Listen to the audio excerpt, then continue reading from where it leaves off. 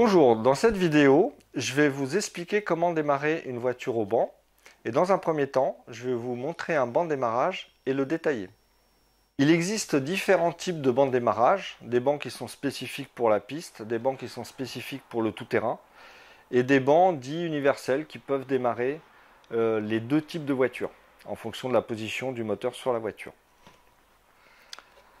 Ici, nous avons deux bancs dits universels. Universels pour la raison suivante. La couronne qui sert à démarrer le moteur peut être positionnée dans ce sens comme elle est là d'origine ou dans l'autre sens pour les voitures de piste.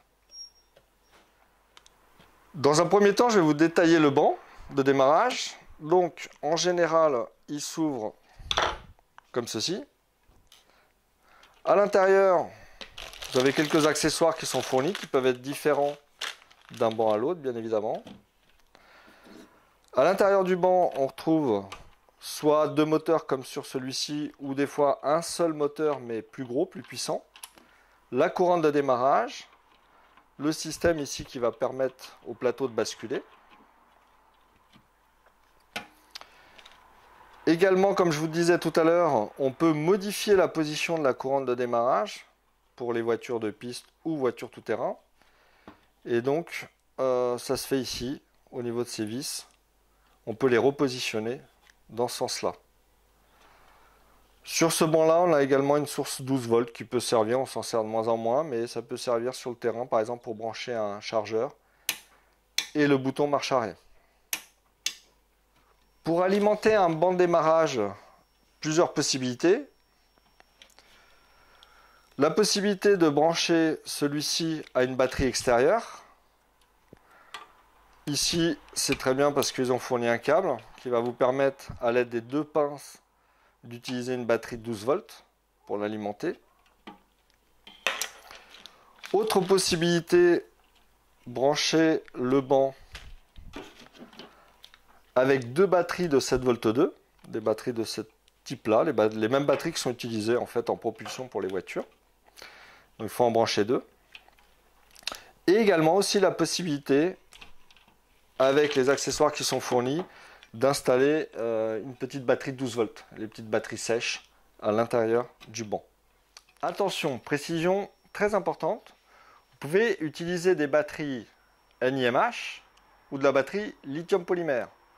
Sauf que si vous utilisez de la batterie LiPo, sachez qu'il n'y aura aucune protection, il n'y aura pas de détection de basse tension pour la batterie LiPo, tout en sachant que si vous la déchargez complètement, vous risquez de la détériorer définitivement. Donc, moi, ce que je vous conseille, c'est d'utiliser des batteries NiMH. Alors, certes, qu'elles auront moins d'autonomie, un peu moins de pêche, mais par contre, elles sont quand même plus fiables.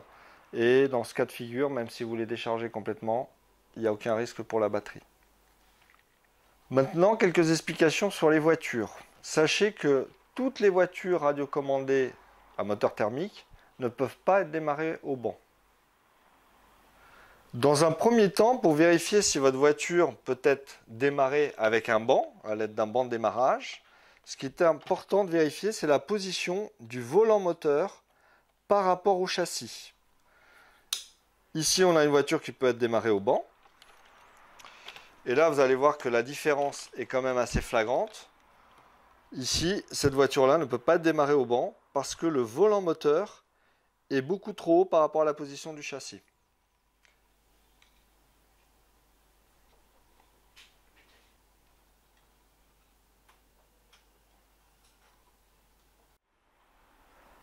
Autre aspect très important pour savoir si votre voiture peut être démarrée au banc, c'est sa forme.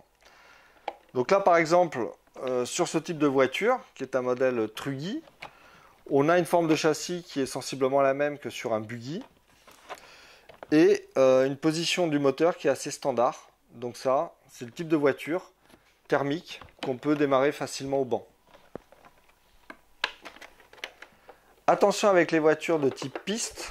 En effet, on peut avoir une implantation différente d'un modèle à l'autre, au niveau du moteur notamment.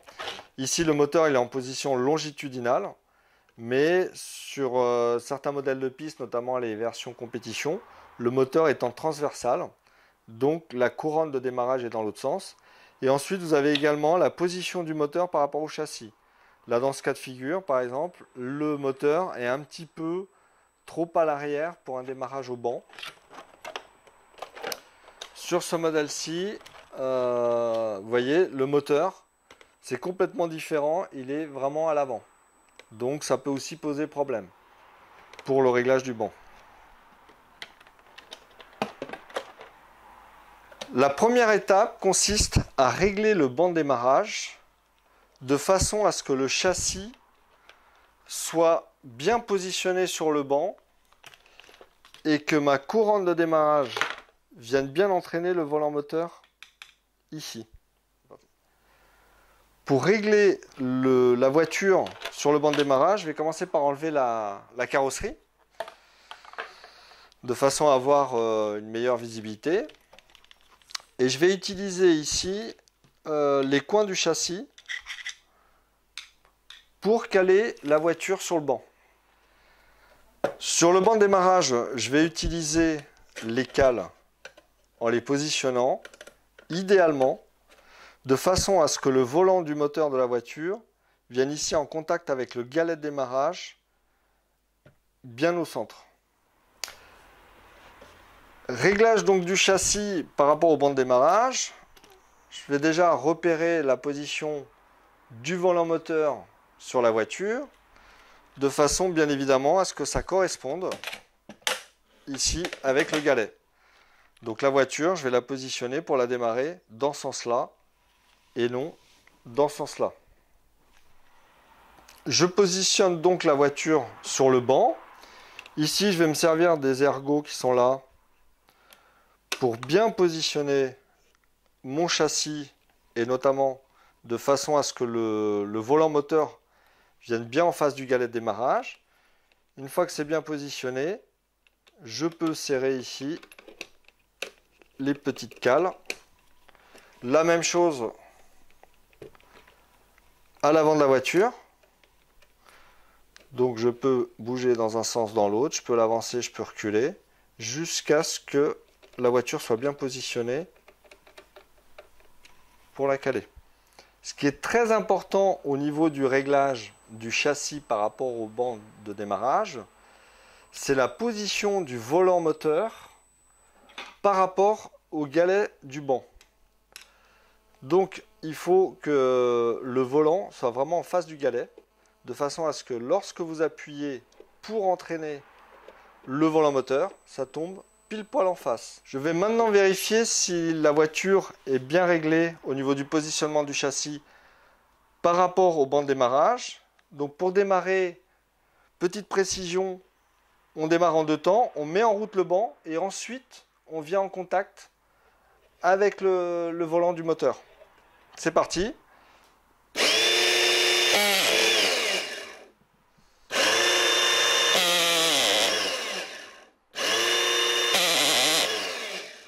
Pour résumer, les points essentiels à retenir.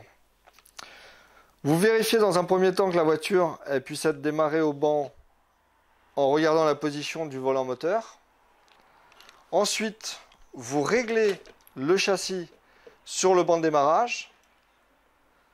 Et une fois que celui-ci est réglé, vous pouvez donc le démarrer en utilisant toujours le chaud-bougie comme sur le cas d'une tirette.